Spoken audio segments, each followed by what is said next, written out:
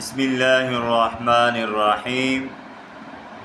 ہر قسم کے خیر و برکت، رزق، رحمت کی کثرت، انعامات الہیہ، کاروبار میں برکت کے لیے سورۃ الکوثر کا وظیفہ نہایت ہی مفید اور مجرب اور آزمودہ وظیفہ ہے۔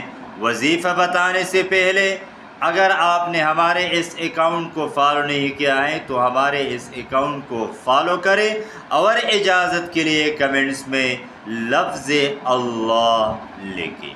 وظیفہ کیا ہے؟ وظیفہ یہ ہے کہ اول و آخر 11 مرتبہ درود شریف اور درمیان میں صبح و شام 100 مرتبہ سورۃ الکوثر۔